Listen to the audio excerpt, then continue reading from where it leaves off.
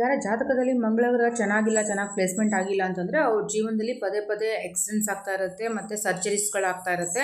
So ಆ ಥರ ಏನಾದರೂ ಆಗ್ತಾ ಇದ್ದರೆ ನೀವು ಮಂಗಳನ ರಿಲೇಟೆಡ್ಡು ನೀವು ರೆಮಿಡಿಯನ್ನು ನೀವು ಮಾಡ್ಕೋಬೇಕು. ಅದೇ ರೀತಿ ಚಿಕ್ಕ ವಯಸ್ಸಿನಲ್ಲಿ ನೀವು ಮಕ್ಕಳಿಗೆ ಏನಾದರೂ ಕಿವಿ ಚುಚ್ಚಬೇಕಾಗಿತ್ತು ಅಂತಂದರೆ ಆ ಒಂದು ಆಕ್ಸಿಡೆಂಟ್ಸ್ ಯೋಗ ಮತ್ತು ಸರ್ಜರಿ ಯೋಗ ನೀವು ತಪ್ಪಿಸ್ಬೇಕಾದಾಗ ಮಕ್ಕಳು ಚಿಕ್ಕವರಿದ್ದಾಗನೇ ಆ ಥರ ಮಂಗಳ ಪ್ಲೇಸ್ಮೆಂಟ್ ಚೆನ್ನಾಗಿಲ್ಲ ಅಂತ ನಿಮ್ಗೆ ಗೊತ್ತಿತ್ತು ಅಂತಂದರೆ, ಗೊತ್ತಿಲ್ಲದರೂ ಕೂಡ ಇದು ಒಂದು ರೆಮಿಡಿ ಮಾಡ್ಕೋದ್ರಿಂದ ಆ ಥರದ ಒಂದು ಯೋಗಗಳು ತಪ್ಪುತ್ತೆ. ಆ ರೆಮಿಡಿ ಏನಪ್ಪ ಅಂತಂದರೆ, ಚಿಕ್ಕ ಮಕ್ಕಳಿಗೆ ನೀವು ಕಿವಿ ಚುಚ್ಚಬೇಕಾದಾಗ ಚಿತ್ರ ಮತ್ತು ಮೃಗಶಿರ ನಕ್ಷತ್ರದಲ್ಲಿ ಕಿವಿ ಚುಚ್ಚಿ. ಚಿತ್ರ ಮತ್ತು ಮೃಗಶಿರ ನಕ್ಷತ್ರ ಎರಡೂ ಬಂದುಬಿಟ್ಟು ಅದು ಮಂಗಳನ ನಕ್ಷತ್ರ.